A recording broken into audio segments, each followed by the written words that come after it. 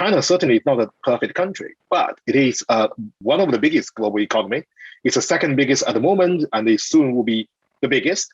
And they have started from 40 years ago when they were as poor as India today, right? So over this journey, China must have done something right.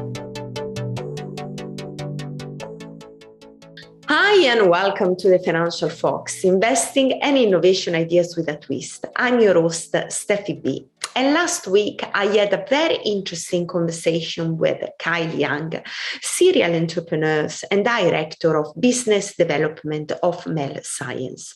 I met Kai in a Clubhouse conversation about technology, where he was proposing some interesting views on China economic and social backdrop, and he got pushed on a side by other speakers, and he couldn't really explain his point of view.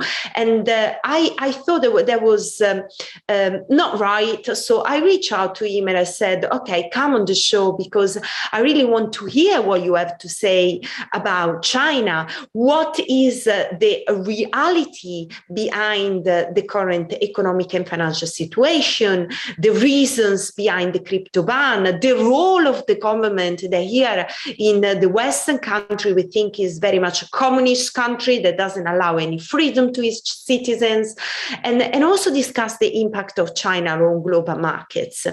In only 36 years, China has become a major superpower. And that was in a really short amount of time, in a country that is massive, with one of the biggest population in the world. So this is something that we should consider before we make any judgment on China. We have some kind of understanding, some assumption about China based on what our media, our press, our newspaper, our TV are telling us, and the way they are portraying China. And perhaps that is not the right way, is not the right angle to portray a country that is so distant from us, and many of us maybe haven't even been to. So I'm going to sit down for quite some time. It's a long interview. We are going to nail down some of the assumptions that the West has on China. We are going to discuss this massive economic push and development that has been happening over the last decades. And we are talking about crypto, obviously, and why a crypto ban is promoted or is required or is embraced by the government of China, and also the role of the government has for economic and social development in the country. It's going to be a very interesting interview, and I think is going to make many people thinking, and perhaps stop taking for granted or taking just the views that the media is giving us about our country that we really don't know about it. Because if you have been to China, then perhaps, or you know China, or you are a Chinese like Kai, you can perhaps say, but there are some assumptions, some statements that we are making here in the West that they are not maybe the right one to make. So stay tuned, and I really hope that you're going to enjoy this conversation. Hi, Kai, how are you? I'm in London, and very well, thank you. How about yourself, Stephanie? Whereabouts are you, please?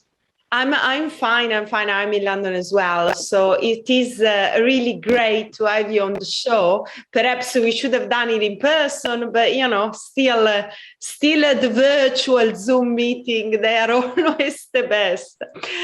Listen, I was fascinated by the conversation that you had on that Clubhouse early morning. I was out with my dog, and you were talking about, what's going on with China, and how really there are some misunderstanding and misconception from the Western world, particularly the US, about China as a country and economic economic, financial dynamics. So, what I wanted to do today, I really wanted to unfold this kind of topics, talk about the silver linings, and also shed some light on what's going on in China, as obviously we are going to talk about crypto because that's a big topic at the moment. Absolutely. Crypto is one of the subjects I'm really interested in. Okay. And it is really nice meeting you, by the way. As we know that sometimes even when very unpleasant things happens, that you have pleasant surprise. So my leaving the Tech News Around the World room actually led to us having this conversation today. I'm absolutely certain that this is going to be the beginning of a lot of conversation between two of us and more people. And it's a shame that this situation keep happening in Tech News Around the World. Of course, the room is called Tech News Around the World, and believe me or not, I'm actually a very good friend with Taylor. But as you must have noticed, that things they put me off onto the audience, I never went back to the room because I think Kao tried to invite me back, and but I don't think their apology was sincere. I'm not going back, and I can bet my money that very few Chinese people, even including Chinese like myself, living overseas, we're not going back.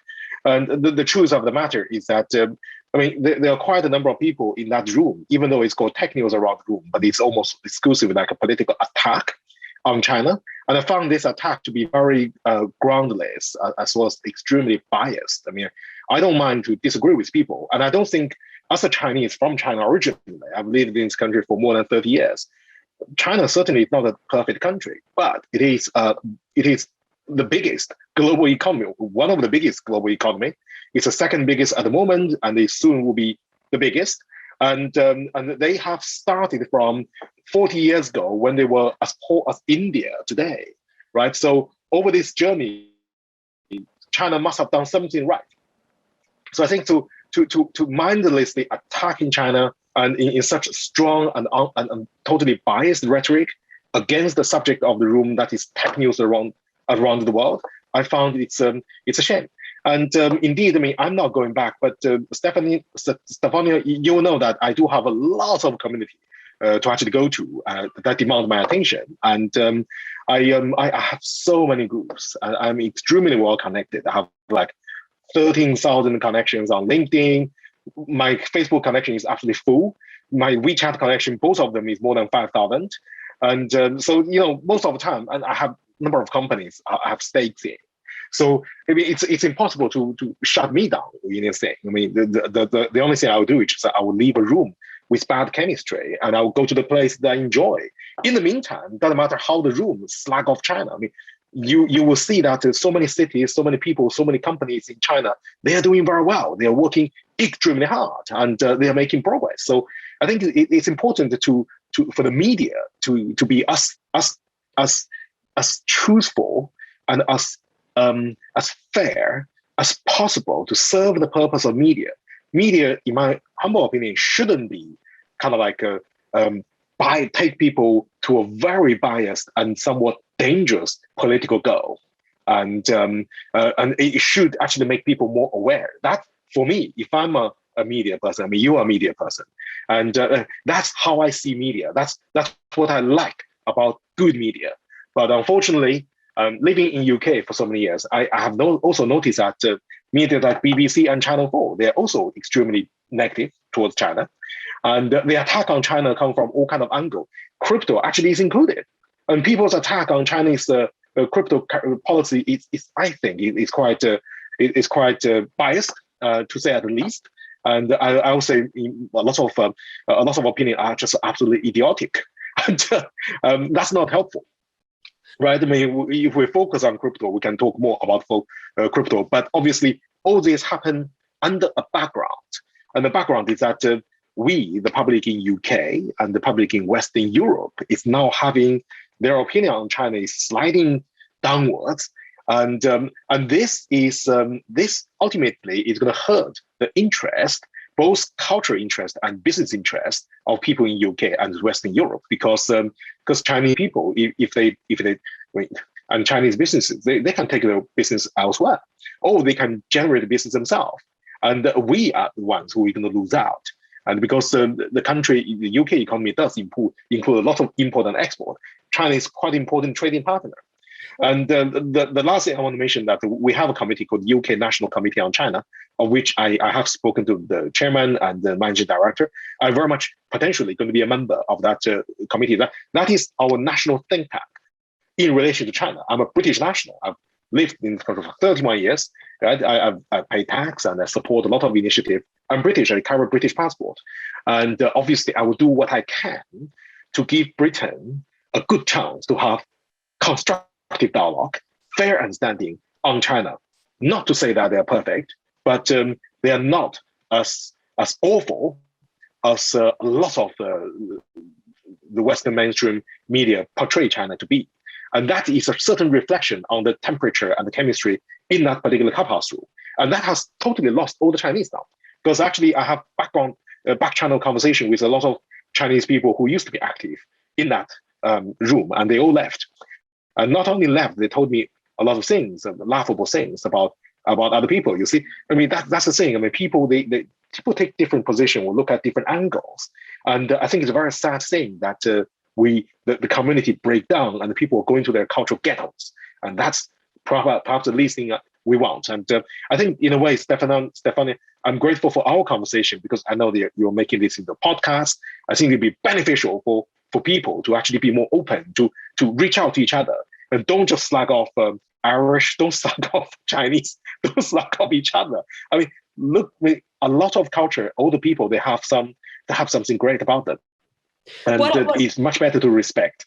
What I find, Kai, in that conversation, it was like bold statement, some like this is like that. And there was what it seemed to me is that there was really no understanding of what's happening in China or what has happened over the last decades. So that was kind of like these people, they were young people with, brilliant entrepreneurs, everything. I'm not saying anything bad about them, but they were talking with such superficiality and putting people, country in boxes, like talking silos without really knowing what's going on in China. So from my takeaways was perhaps the problem is that we in the West, and particularly and mainly people in the US as well, don't really know where China is, what has been going on there,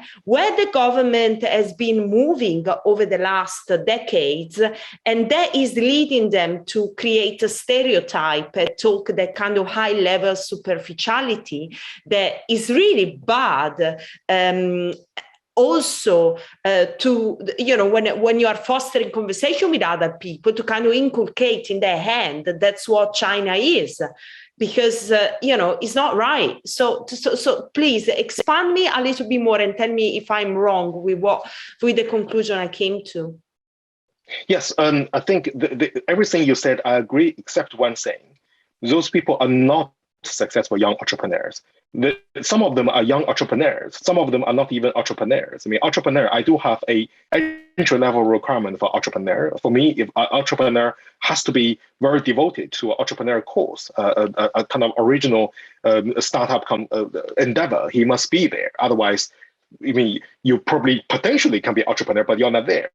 And for example, one day this guy called Anil, attacked China, saying that China must have weaponized the coronavirus. Oh man, for goodness sake, that's just absolutely nonsense.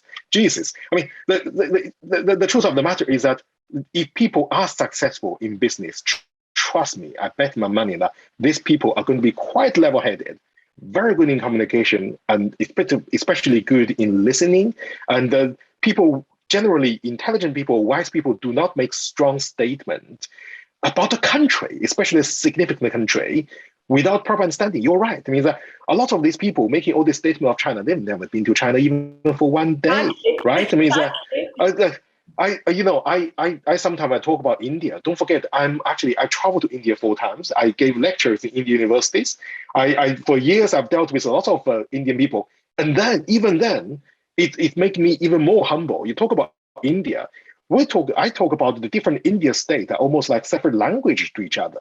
They're very, very different. And when we talk about China, the concept of China, China has different regions, different cities. Beijing, Shanghai, Tianjin, Guangzhou. These are very different cities. Each one of them has almost like at least half of the population of UK. And that including both continued residents, and kind of like the people flowing to the country from time to time. So I mean, all these cities are very different. Let alone it's like Gansu province is totally different from Hainan province, totally different from Zhejiang province, totally different from Tibet. So China is like the big umbrella term we use to describe a very large group of people. And don't forget that when you talk about China, you shouldn't forget the Chinese diasporas, such as myself. I'm British, but I originally come from China. So people like me, we still have somewhat a attachment and a sincere respect of our motherland. I mean, you cannot take that away from me. Even when China doesn't do things right, I do understand why China actually decided to do that. They have to go through that journey. We understand. I mean, so when you say something, when you look at, for example, when you look at a couple having an argument on the street, the best thing is not jump into that argument and then start to slug off the husband. I mean, you don't know what has been happening. It's much better to understand things, observe things, listen for things you don't understand. So I think that is missing in the tech news around the world room. And I think those guys are better to stick to discuss a technology, which I'm also a technologist. When they start actually talk about politics, they are absolutely amateur. So tell I think that's what they didn't get about China. What are the things that you want to explain to people? They never been to China. They only read about China from the newspaper, from Bloomberg, from looking at the BBC, and that that's not the reality. So you go.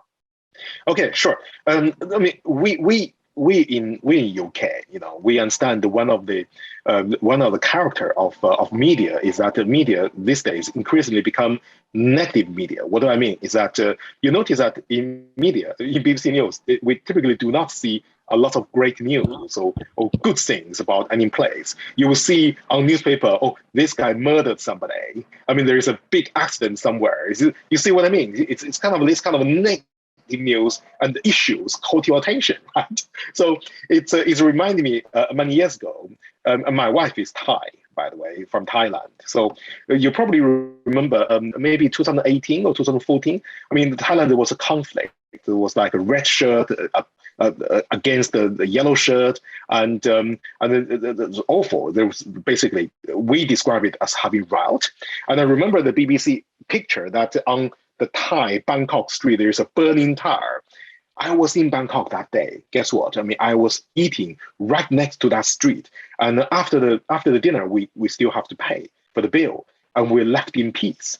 And then all the news, all the journalists around the world, China included, by the way, it's quite funny that they zoom onto the kind of a burning tire. There's only one place with burning tire. They zoom into it and they have shocking news.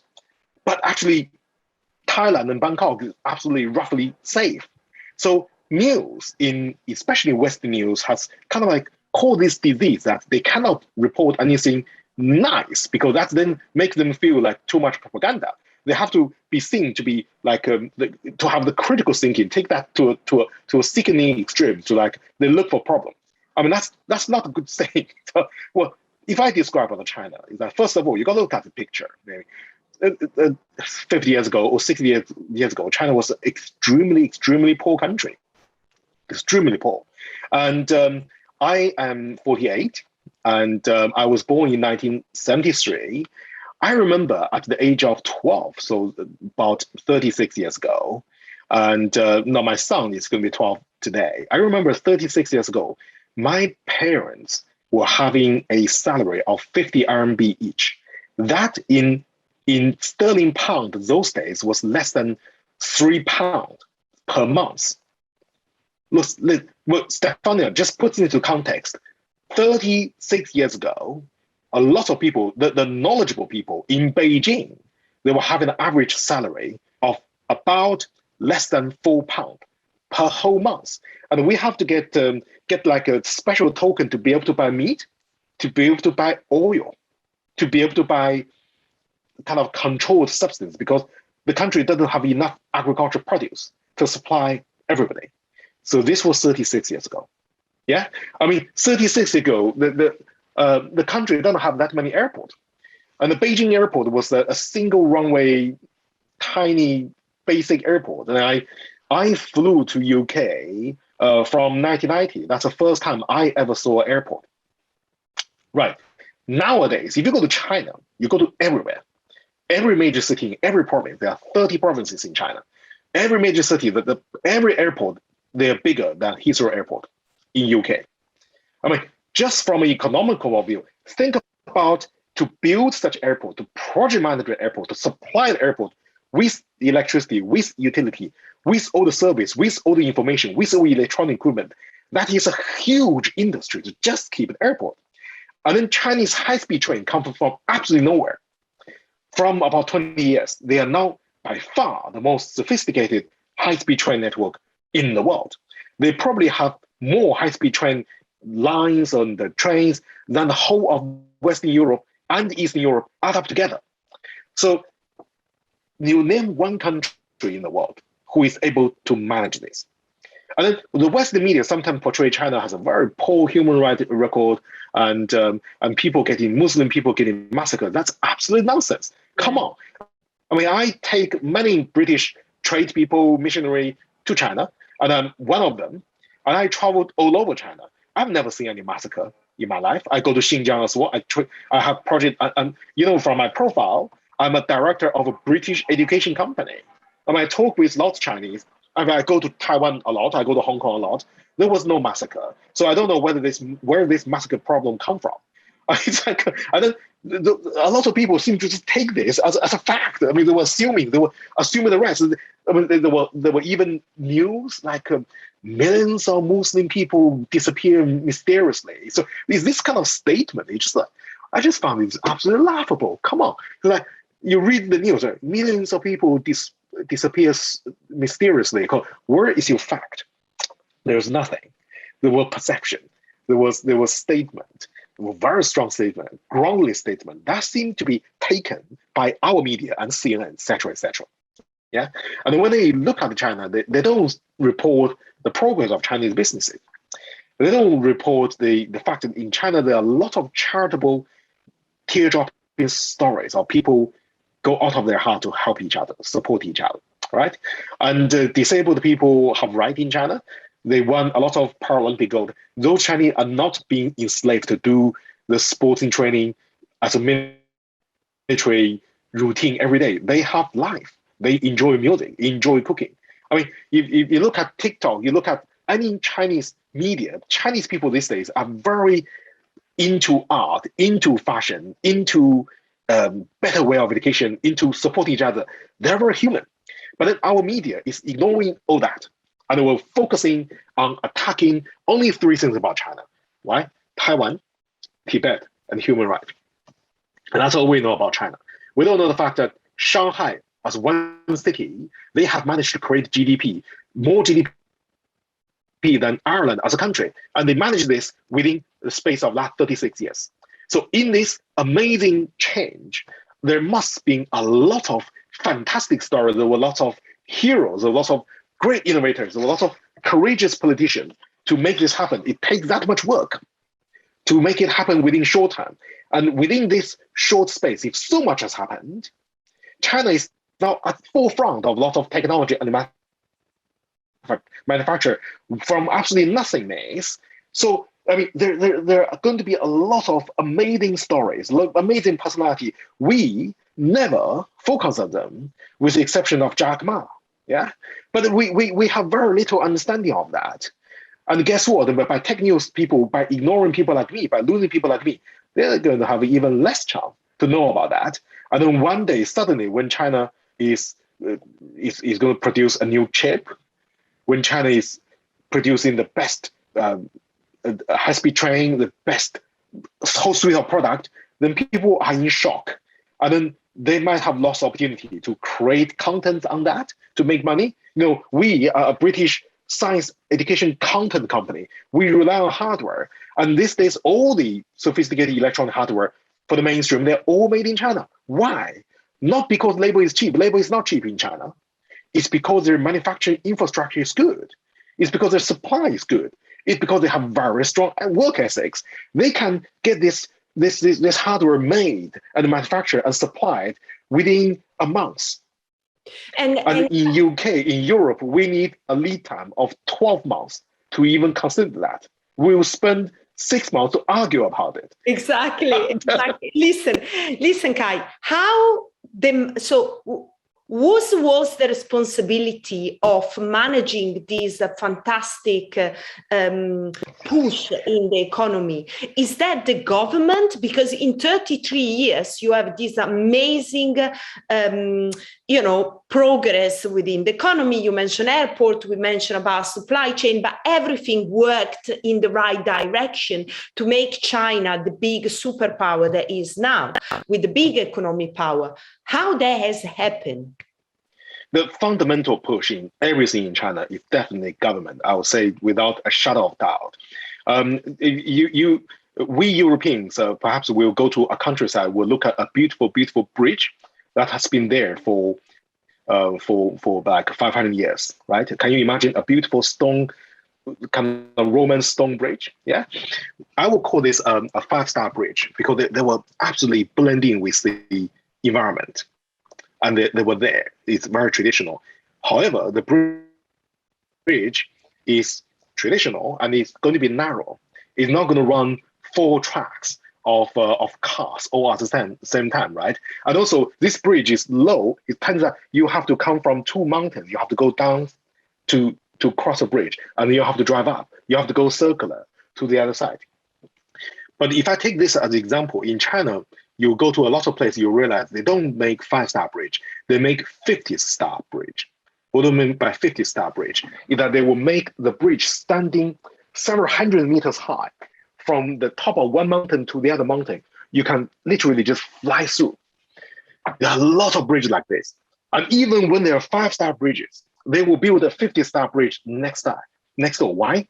Because they do not want the cars and the trucks to waste time to go down winding road and then go up winding road. It wastes time.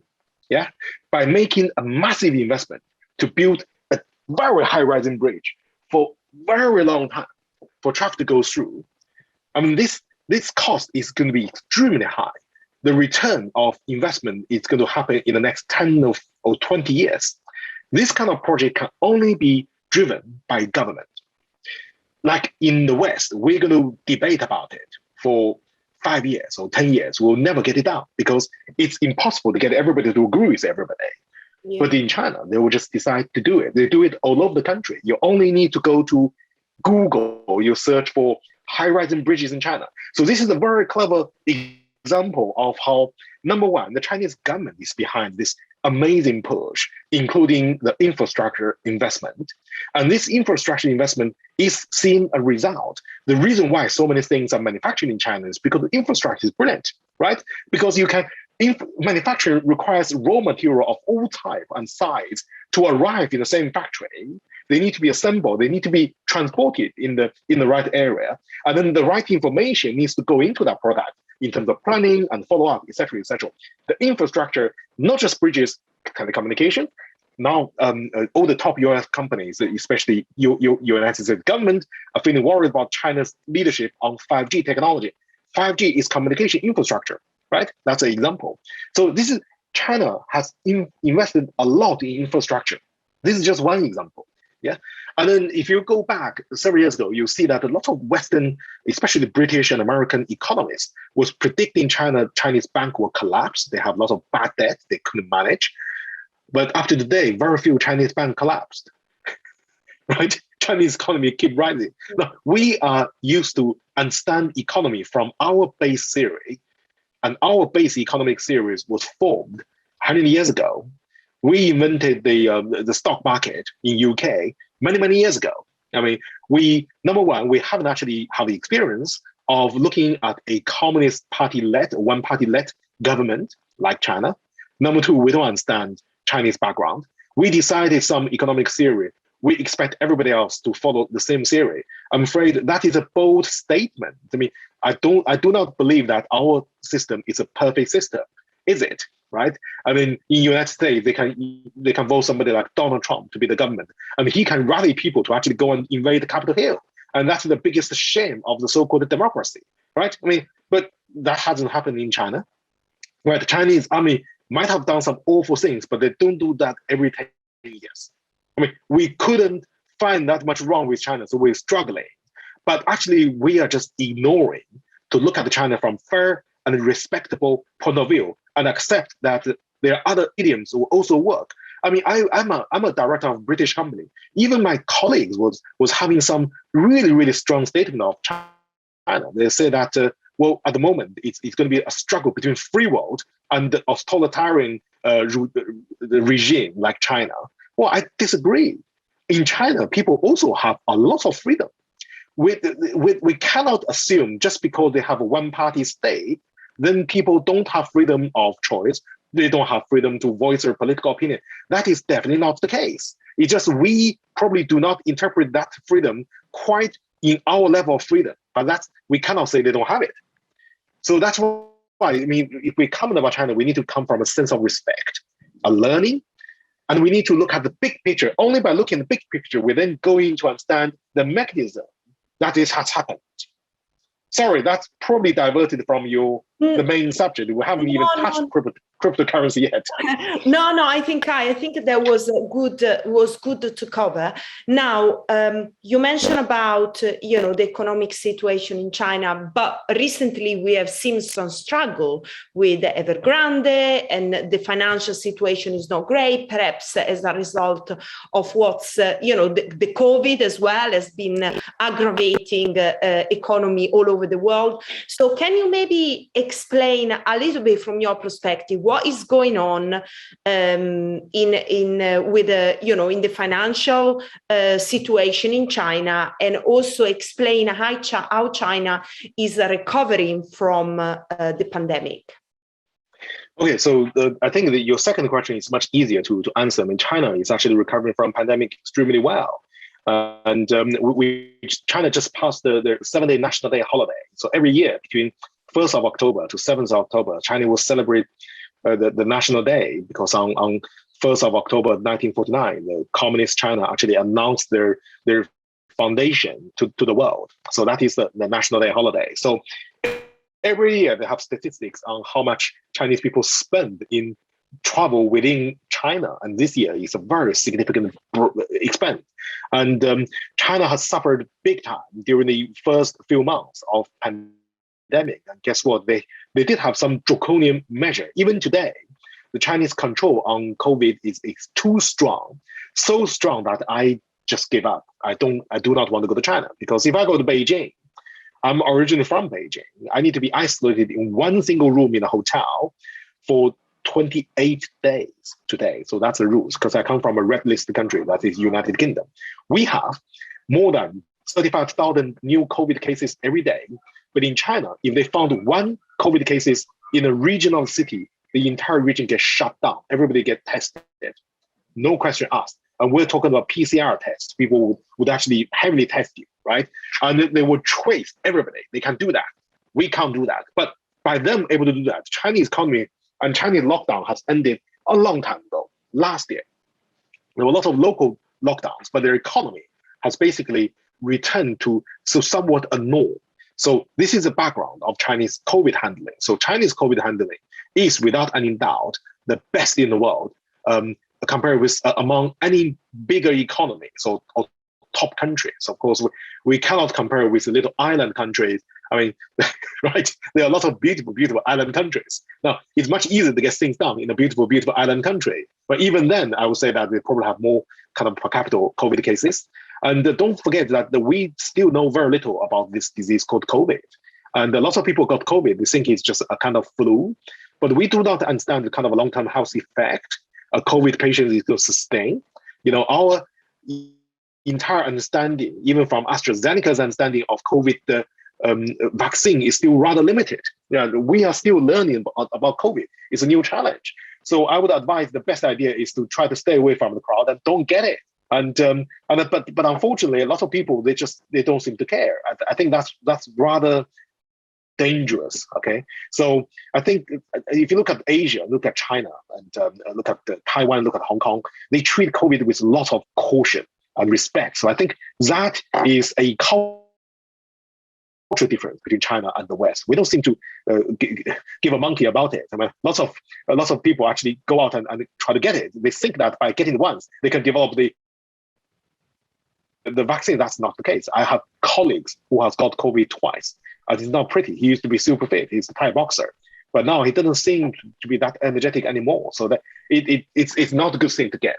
Now, to go back to what's happening to Chinese economy, of course, as I said earlier, our news, it's a very negative news, isn't it?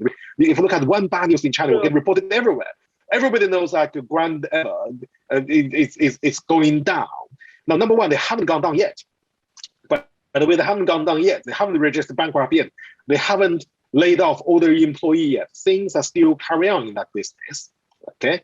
Number two, I'm outside of China, and I haven't been to China for 2 years.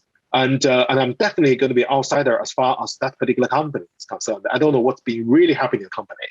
However, I do have inside story because I play a lot of golf. And one of girlfriend I had actually knows a lot about what's happening in the background. Yeah, I couldn't share too much because it's all rumors. But the rumors is actually they used to get certain financial support from one particular source, and that source has gone has financial trouble. So they certainly lost a lot of source. So the whole financial chain is broken, yeah, because a lot of Chinese business, they are very aggressive, especially for real estate business. They're very aggressive in investment. So they do pivot a lot. That means if they have that much cash, they will borrow 10 times as much cash in order to fund some other project, real estate project. They can buy the right to that land. And then they can use that to borrow money from the bank and to develop more project, right? So you see some real estate company in China, they pivot a lot. And of course, when you do this, there's a high risk. But that is isolated to that one company. If we are not insider of that company, what's the point to try to comment about it? The rest of Chinese people, they're still buying food, they're still paying for healthcare, they're still paying for school, they still drive cars around. The Chinese economy do not cease because one company has financial trouble. Or when because BBC said, allegedly, saying the big proportion of Chinese GDP is gone. That's actually nonsense at all. The real estate company, the stock value, this is a superficial value, okay? So they don't affect people's lives. They definitely would not shut people's livelihood or job down. So the economy will keep running. Every day, those people are creating new value. They're creating jobs. They're creating values. They change money from one hand to the other. They buy and sell. Those are still coming. Chinese economy is not collapsing. People actually, lots of them are actually progressing extremely well. Tenders are being won. They're doing export, and they are importing a lot of things even from the United Kingdom as we speak. So I think we need to look at this news with a pinch of salt. I mean, it's like any news giving this bland statement about something that we don't know. I normally would, if I'm interested, that is, I'll find out a little bit about it. Now, unfortunately, I'm actually not very interested in real estate, full stop, because Stefania, I'm an entrepreneur. I'm a technology entrepreneur. I fancy technologies. I fancy metaverse. For real estate, I just always think that number one, it's not in my focus area, and number two, if I have money, I will not put it on real estate myself. Yes, and not to say that a lot of people it's wrong for them to do so. I mean, everybody got their own choice. So I do not want to share the inside news about Grand Everest or whatever. And even though I heard about it because my girlfriend knows a lot, he's a chairman of a listed company in China, so he knows. But that is not for me to spread the rumor. I don't think that will do a favor for anybody. So I would say that if you are, unfortunately, a shareholder of that company, you should contact your proper structure. If you want to make any investment in a Chinese real estate company, you need to treat your investment with the same amount of due care and attention as you would to buy a stock in London stock market, right? So sometimes your investment work out, sometimes your investment doesn't work out. That is all. And there's no point to read too much about it. Chinese real estate is something that I always found interesting, but I personally, I wouldn't invest in it. That's all I would say.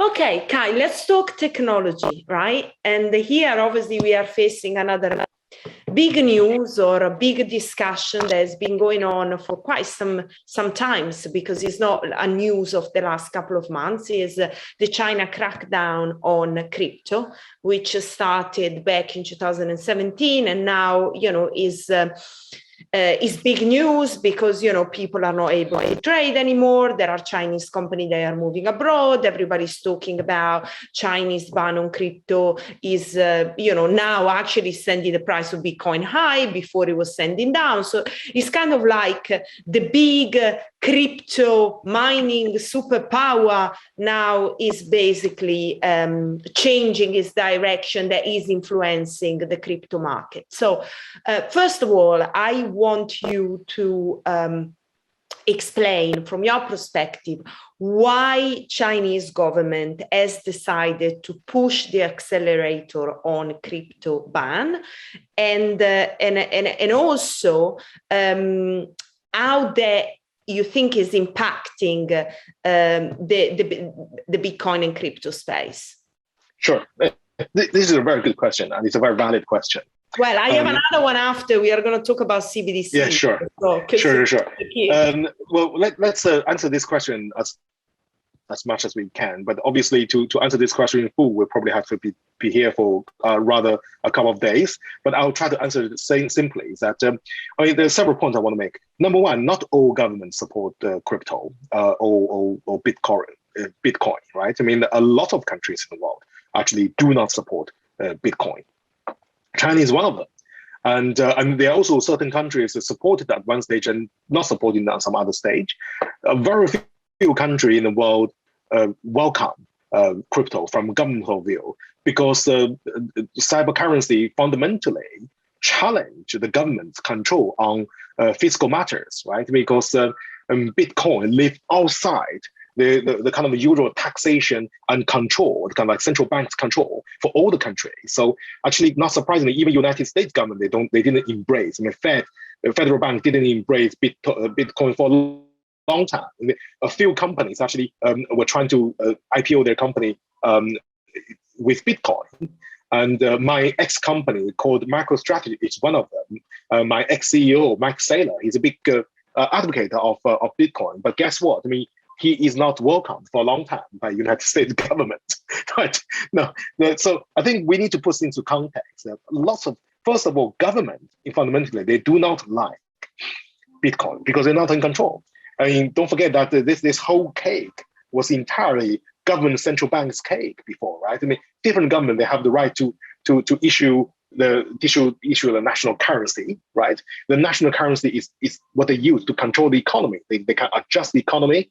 They can print new money. They can fund new projects. They can do international trading based on this system.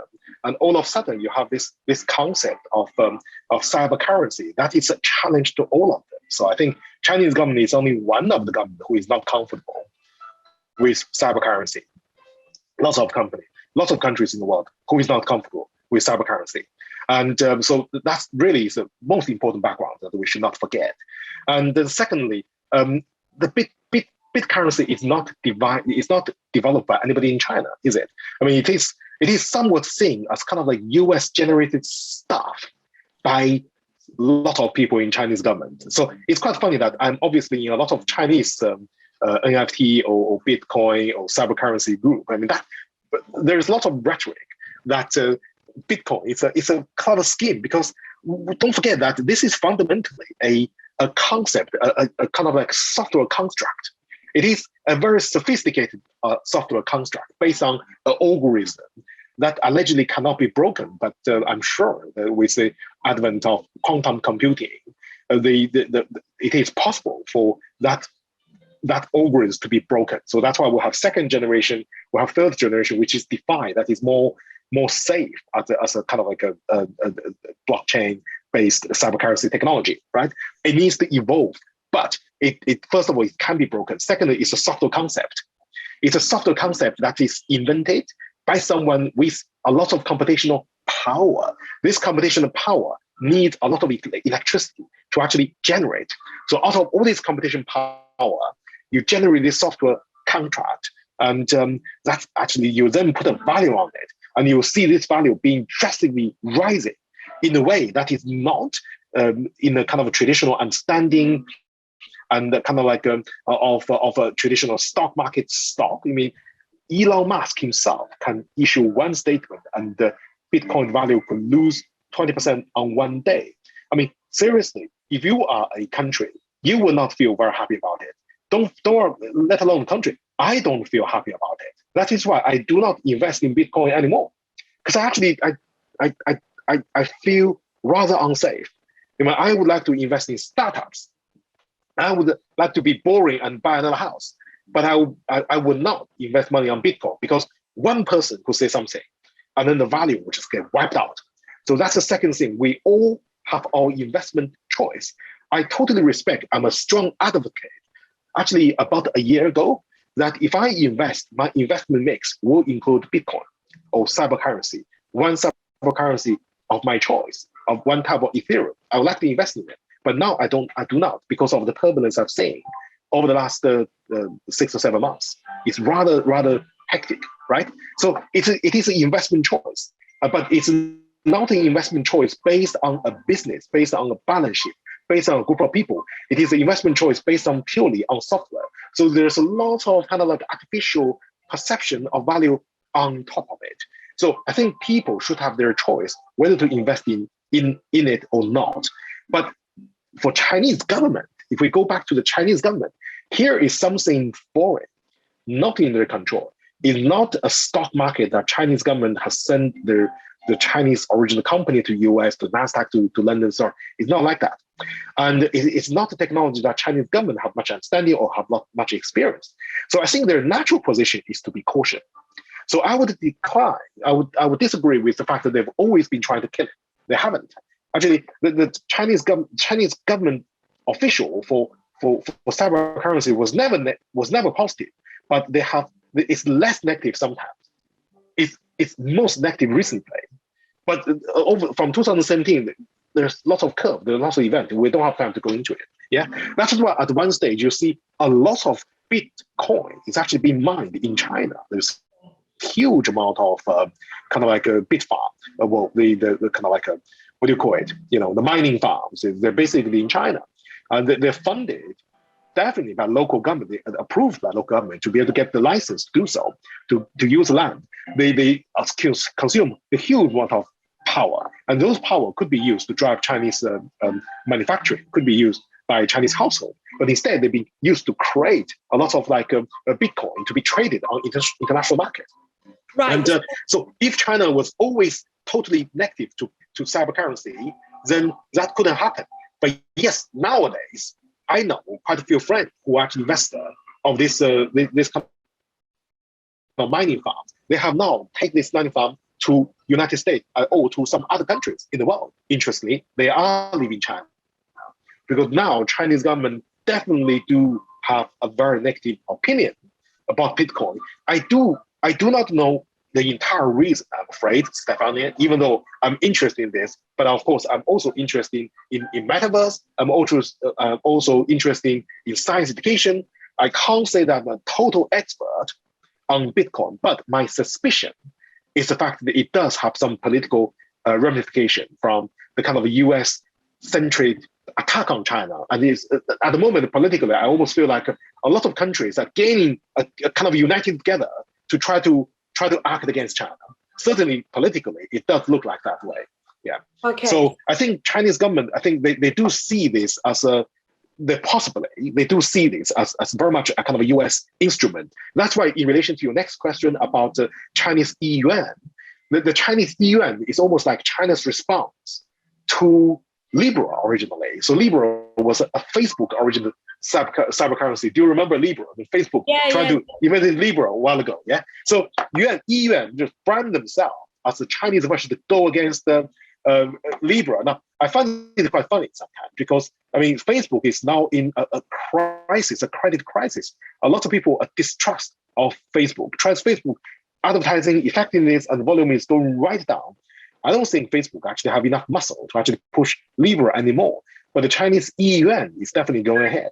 So Kai, let me stop you here, just because I wanted to bring something to the conversation. So, what people think, the general consensus is like, the Chinese government is very much controlling on the Chinese population. So they've seen the Bitcoin movement growing so big, is all decentralized, is empowering people. So that for their side, they have to stop it because they can't allow a decentralized movement to grow. So what they do, they stop mining, they stop subsidizing Bitcoin farms. So the movement is going to die. And Chinese people are not allowed to trade cryptocurrency anymore. The only way for them to go into digital currency, which actually is the future, is to embrace the national, digital currency, CBDC, digital yuan that is pushed by the government, so the government can actually control its citizen more with programmable money. This is what many people think, and I'm putting on a table for you to fight back or comment on it. I don't need to fight back because it's not worth fighting of, because the truth is the truth that simply sooner or later will come out. It's pointless to fight. I think there are lots of very, very strong opinion there. First of all, we want to, in the statement you just made, people think that Chinese government is controlling Chinese people for goodness sake. They can't control people, can they? Nobody can control people 100% of the time. There's still technology like VPN that people can use VPN. They can still go to YouTube. They can still buy Bitcoin if they want. They can go out. And lots of Chinese people will have relatives or savings in international banks. They can use their foreign bank account to buy Bitcoin if they really, really want. Yeah, Chinese definitely do not encourage people to actually trade and to actually to invest in Bitcoin. That is true, but I don't think they can truly control people. So I do not believe that the digital yuan is created for the purpose of control. Now that is interesting though, because we definitely have seen the cases when there was a hacker group hacked the U.S. energy system, and is holding ransom. They asked several millions of US dollars from U.S. government. Guess what? They want all the payment in Bitcoin. So Bitcoin is seen and has been used in many money laundering, in many kind of like international crime, including kidnap cases. That is true. Now, I do not believe that any country would like to encourage that. Right, so I think Chinese government definitely are not going to be happy with a payment system that is totally beyond government control, which give rise to a lot of money laundering case, will be able to fund a lot of crime. They want to cut it down, but I do not believe for 1 minute that they spend years researching on yuan in order to control people. But of course, a lot of people will interpret everything with a conspiracy in their mind. I happen to have come across and worked with a lot of Chinese government officials. If I describe the daily life of Chinese government official, you will be shocked. The Chinese local government official, their daily life is summarized to 5+2, white plus dark. What I mean is that they will work 7 days a week. They don't work 5 days a week. If you're a local government official, they work 7 days a week. And you don't just work during the day, you also work during the night, because it was a case. On behalf of British company, the Chinese local government always try to get us to set up in their place. They will spend time to talk with us day and night and the weekend. Still, these days, a Chinese government official will be quite happy to jump into a WeChat call or a Tencent call or Ding talk, Alibaba's talk with me at very early hours of their kind of resting time. They do that. I do not think that any British politician would do that ever to attract the business from outside to come to China. This is China. So if you think about it, those people, the Chinese government official, they have their job. Their job is to kind of fulfill their manifesto, to serve local people. Their job is not, as we portray the very conspiracy theory of kind of the CIA type of espionage, to try to spy on absolutely everybody.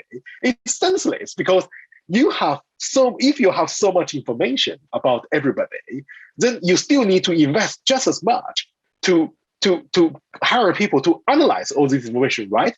I don't think Chinese government will have that much money to analyze on every transaction to follow you. However, if digital yuan does become a part of payment everywhere, they do have a power to trace every transaction. And I don't think everybody is going to be comfortable with that. But this unfortunate situation, that has the advantage as well. For example, if I buy a television, that television turned out to be faulty, and then the government will issue a mean for me to get my money back, right? So I think with every lose of freedom, you also do have some benefit, but you just have to, you just have to respect the authority, because ultimately the Chinese government is in control of China. So they have the final say, and we don't. Kai, talk about the advantages of the digital yuan, because it's going to be the first CBDC to be rolled out. It's going to be a big experiment. So I want to just, break down what are the good things that CBDCs, in your view, can bring to the table. I do think that, contrary to all the freedom thing, that the kind of digital yuan, it does offer buyer a lot of comfort in spending money, because if my money is traced, and so the product and service is also traced, so it's more likely for my money to be able to be spent on things that actually worth that money. So I think for people to trade with digital yuan, there are a lot of advantage in terms of efficiency and security. Now, this is definitely a counterbalance against the kind of like, if you want to remain anonymous, or if you want to be free, then you will feel uncomfortable, because something that you're used to with mysterious Bitcoin doesn't exist anymore, right? And then second big advantage is that it is actually issued by and supported and kind of approved by Chinese government. It means that other Bitcoin, cyber currency that is not approved by Chinese government is suddenly going to lose their investment value. So if you are others, you will not be happy about it, because you don't think that there's enough kind of a space being left for you to create your own digital currency. Now, by the way, I'm a founder of an Australian startup which is focused around NFT art and the metaverse. And our business model actually is wiped out, because our business model depends on us issue our own cyber currency that is going to be useless in China, because China is actually quite an important part of the market to us. So we have to redesign. So if you're an entrepreneur, you need to look at the regulation of whatever country you want to operate. You need to make an adjustment, and we are making that adjustment. We are Australian and British team. Yes. So for every advantage, always going to be some people there is always going to be some negative side, because political decisions is always a position that you take. This position is never going to please absolutely everybody. It will please some people, it will displease some other people.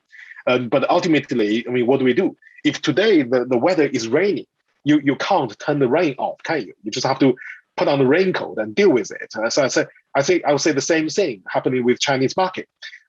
Digital yuan is actually the only cyber currency currently being approved by central government.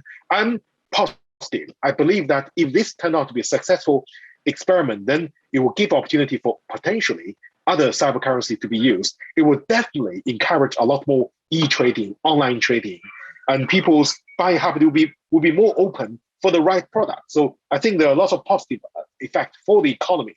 Those positive effects, I do believe that will outweigh the kind of like the concern about it. And the people who are concerned about it, large percent of them will be able to adapt. Large percent of business will be able to adapt and find other business model to fit in to the new norm. I think ultimately the entrepreneur and business would survive, would cater, would fit into the policy. I think like another good element could be international trade. Yeah, that's a good point. Not just China would approve and would kind of like respect the Chinese e-yuan, but I do believe a lot of countries would actually support e-yuan. I do remember that I think it was Visa was among the first major international financial house actually is prepared to actually support e-yuan. And because they have to, it's going to be, if they support e-yuan, it's going to mean a large percentage of their trading, right? So if Visa support it, Stephania, can you name any country who doesn't support Visa? Exactly. Okay, so I think that's going to be supported everywhere. So that's going to be a new currency, and I think a lot of us would try to embrace it. My company Mount Science will certainly embrace it. We have no problem. We don't hate EUM.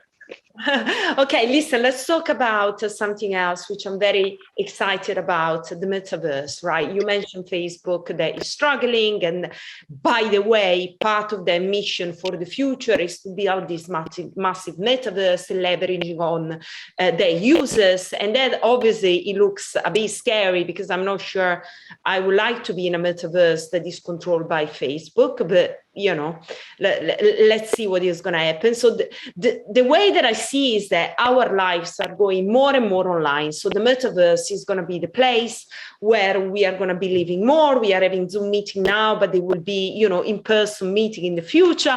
Digital fashion, talking about, China, the biggest consumer of luxury goods. They are going to love digital fashion in the metaverse.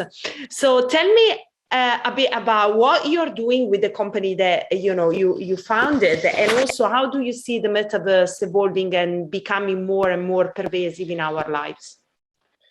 Sure. To answer this question, obviously, I'll turn this video to Xspaces. Xspaces is an Australian-based startup, and basically you can look at it as essentially a Zoom on within XR 6DoF environment.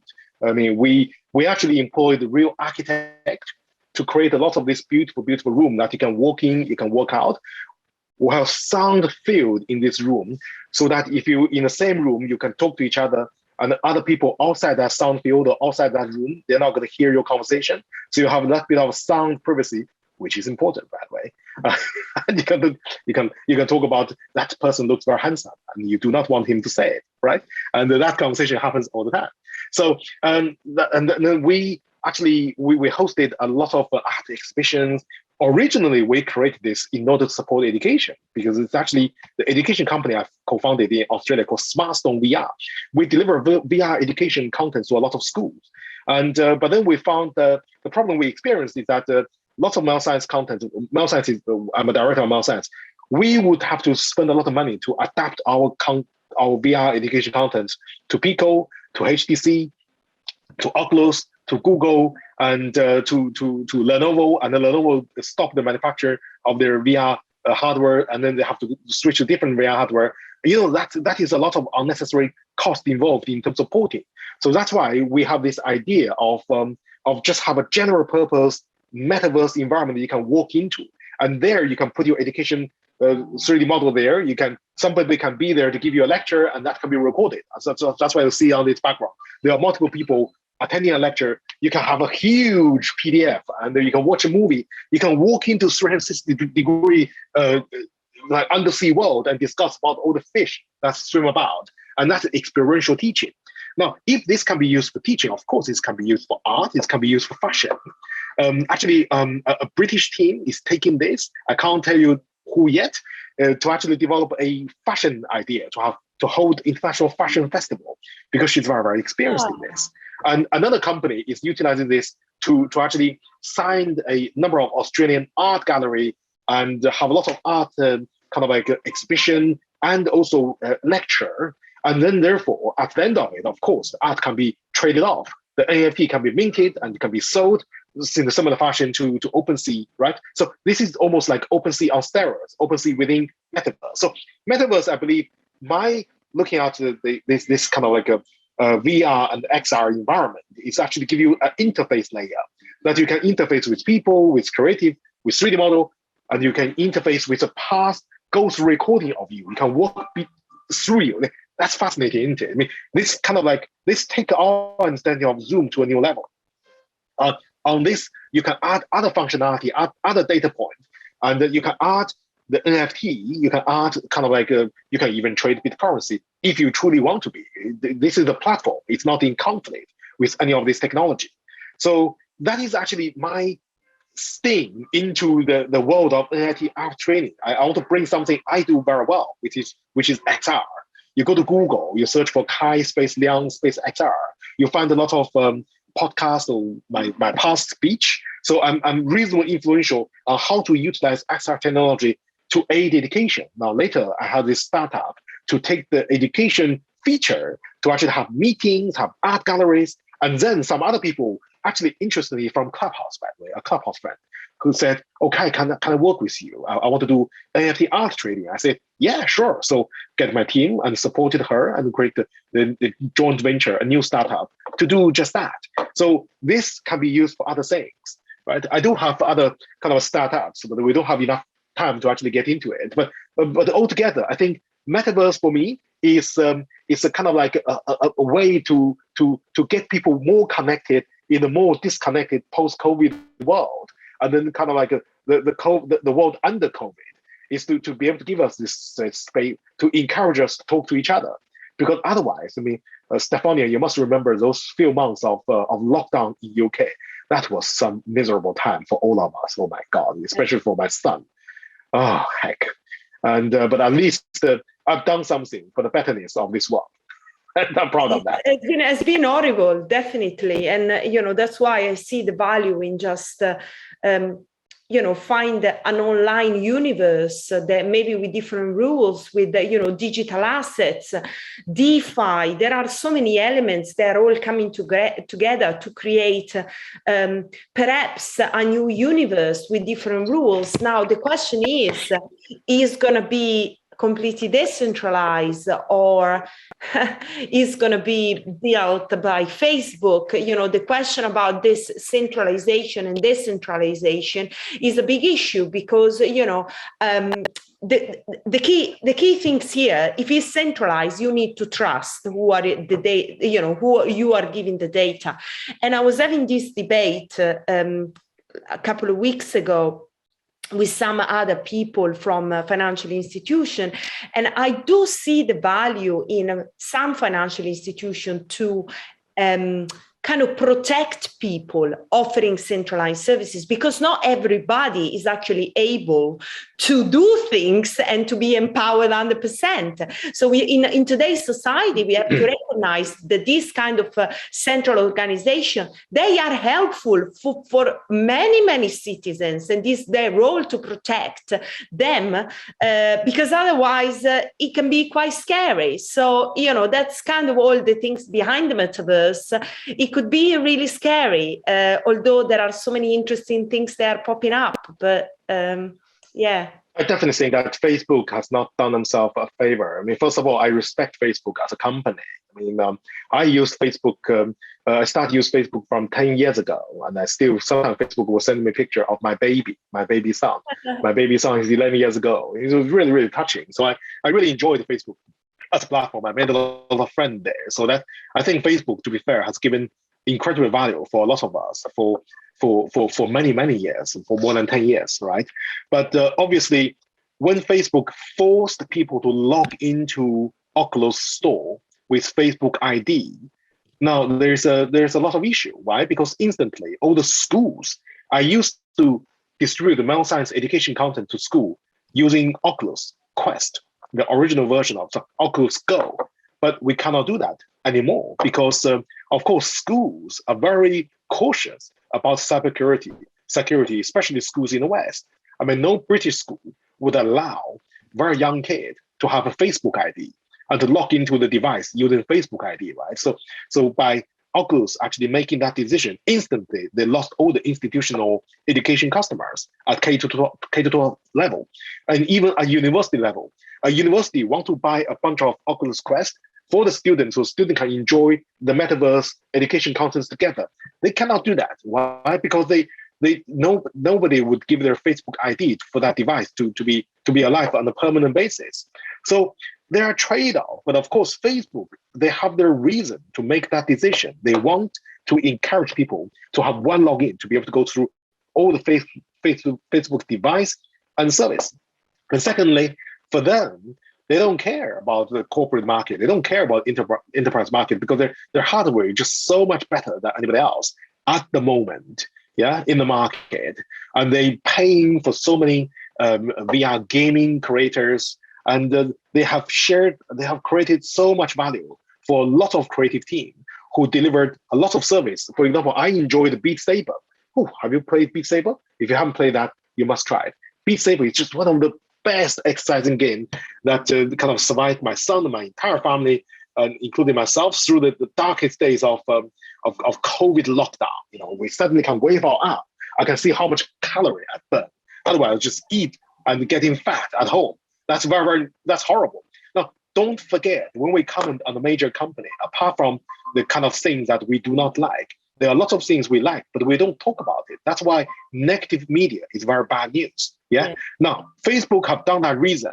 Now, the market will be left with a lot of void, and other people would go into that void. Obviously, Pico would go into that void. They don't require Facebook ID login, right? Microsoft and Apple are all working on their devices, and HP has released their new VR devices. Lots of manufacturers, I mean, even a French startup, I forgot their name, they just released a new kind of VR hardware devices. I mean, people's creative is not going to stop. And people will always challenge big 800-pound gorillas, such as Facebook. A lot of people is going to say, yeah, we can do things better. So I do have the confidence that the market will settle down on itself. Now, as far as data is concerned, it's such a good question. You know, these days, I don't even care whether my position in the data is being captured and analyzed by Google anymore, because I have so much focus. I mean, my wife is in Thailand. I have to look after my son myself. You know, most of the time we're too busy to worry about whether somebody is collecting all of data and release it. And if you are active online, if you use kind of a Google map everywhere, yes, you're going to leave a trail of data. And a lot of companies, their entire investment value, it's based on the fact that they're able to collect the data. So if you decline your data to be collected by a lot of platforms, why should they provide service free of charge to you? And most importantly, why would you use their service? But we cannot live without a lot of services that is free for us. So a lot of people seem to only enjoy the good side of the service they get, and they start to complain the fact that they're losing this liberty, they're giving away some data. I mean, I don't think it's such a bad thing for you to not keeping a lot of data totally private. Of course, it's going to make some people uncomfortable, but I do not do any legal things myself, you know, and I am just myself. And I create the high technology startups. I don't think that's easy for any thief to actually steal simply by knowing that much of my data. So yeah, what I'm saying essentially, Stefania, is that we're all adapters, like natural selections or survival into the new normalities that we have to deal with. 100 years ago, you're not going to have a problem that kings and several hundred years ago, kings and lords actually owns everything. You have to kneel down, kowtow to them, right? And do you complain? You complain. Your head will be chopped off, right? So nowadays we have so much liberty, but we're demanding more liberty. That's okay. But if we don't get everything we wanted, let's not actually argue about it. Let's make the most out of it. We can still create value. We still have a lot of freedom, and I think we have to look at things objectively and try to do our best to answer to our family, to answer for our own company, to actually do something positive for the communities. Frankly speaking, I have more to worry about the kind of global warming. I mean, I need to go to COP26, and the human plastic pollution, I think that's hurting the planet more fundamentally, which will come back and hurt us. There are lots of things for us to worry about. So yes, so I think that's really is my statement on this kind of privacy things. I'm not totally comfortable with it, but I've learned to accept it. I think that's a great point, and perhaps next time we can talk a bit about climate change and everything that is happening with this other nightmare. But I think you raised a good point. At the end of the day, we have also, I mean, whatever technology is bringing to us, whatever exciting things are happening, at the end of the day is what make us happy, make our lives better in a way that we can manage and can feel ourselves more comfortable and more convenient. So let's see what is going to happen with the metaverse. I'm really, really excited. And listen, Kai, thank you so much for coming on the show. I think it's a really great conversation, and I want to really have people listening at thinking for a moment they have to leave behind their assumption and what the media has been inculcating in their head, and think and say, right, first of all, I need to listen, understand before I can take a position, rather than just, shoot out statement and stuff that can be very damaging for, I think, the equilibrium and for everybody at the end of the day, because this is, it's only by listening and understanding that you can create a valuable conversation based on fact, rather than just, turn the conversation around what you want to say and the way you want to say. There is much more than politics in our lives that we Absolutely. shouldn't be dragged into that kind of traps. So, Kai. Yeah, no, I really enjoyed it, and we should definitely meet up since we're both in London. And I still go to Clubhouse sometimes because I run a lot of international conferences on Clubhouse. We actually co-founded. I'm lucky enough to co-found this SDG related Clubhouse conference globally. And we run for 3 days, from 1st to 3rd of October. It was phenomenal in lots of rooms discussing all aspects of SDG in relation to education to be a world citizen. And I still go to Clubhouse from time to time. And my good friend Johnny, etc., would ask me to join. So it's a great platform. That's how we get to know each other. I don't dislike the platform as well. I think it's just some rooms I would prefer to go in, some other room I'll prefer to avoid. That's all. And I absolutely loved your podcast. I think we should definitely do this more often. I think this is super valuable. You're giving good voice opportunity to actually communicate to the world. And I like your questions as well. Yeah, I think it's a question really for people to just, let's hear proper, directly from, from you, for example, on China, rather than just reading the paper and perhaps, have something to think about, have something to, is that right? We always have to be inquisitive in our life. That's the way I see it. And, I'm Italian and we like China a lot because there are many things that are very similar in terms of like principles. So I don't buy the kind of shit they're out there about. Can I tell you how much I like about Italy? The food mainly. No? I like Italy so much. I spent my honeymoon in Italy. How about that? Nice. I only have one honeymoon. I spent it in Italy. I was in Rome and Florence and as well as Venice. And brilliant. I've been to Sardinia Island. I've been to Calgary. I've been to, even Malta. I think I'm very happy with a lot of Italian influence in Malta because it's only 1.5 hours of boat ride from Malta. Oh, it's so good to know that you're Italian. I think we should have some good Italian coffee and pasta together. Exactly. Pizza. Listen, Kai, the last thing, so for everybody that would like to check you out, listen in your talks, check out your company, where should they go? Where is the place they can If they want to listen to our talk, they come to Stephania, because Stephania have the best podcast for everybody. And of course, then I'm still reasonably active on LinkedIn, and I still go to Clubhouse from time to time. My bio on Clubhouse is very real. I put my contact detail in it. I very rarely use Twitter and Instagram, by the way. I only put it up because Clubhouse asked me to put it up there. Funny enough that I end up having suddenly a lot of Instagram followers and Twitter followers since Clubhouse. It's quite funny. But I'm a very easy person to actually reach out. I play a lot of golf in Hampton Court Palace Golf Club, and coming here. And Stephania, if you come here, then coffee and lunch is on me. Don't say no. Okay, listen, let's stay in touch. You're going to definitely come on the show again. And Kai, thank you so much. Thank you very much, and have a great weekend. It's a great podcast. I look forward to actually listen to your other podcasts as well. Thank you very much. Okay, bye-bye. Ok, Okay, I think I have discussed a lot with Kai, and I really hope that this interview make you thinking a bit more about the way that we should think about other country and perhaps interpret their choice, their decision in a different way that has been done by the general consensus in the West or in another country.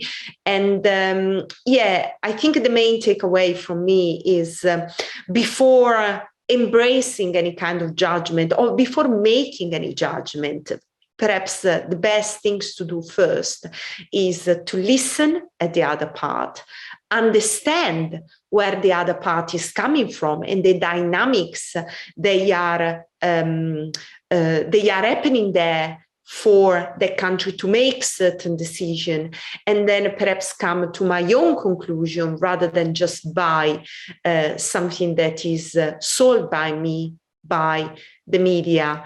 I think that is probably the best approach that we should all take when we are thinking about China, or can be India, or can be Russia, or can be anything in your life that you don't know. And first of all, you need to know more about it. I hope you enjoy. And if you're not subscribed to the YouTube channel or to the podcast, please do. And if you want to leave a review on Spotify, that would be great. Please do. And also, if you have got any question or you want to get in touch with me, then please send an email to steffi@financialfox.news or follow me on social media. I always welcome any message, and I will always come back to you. I will see you next time.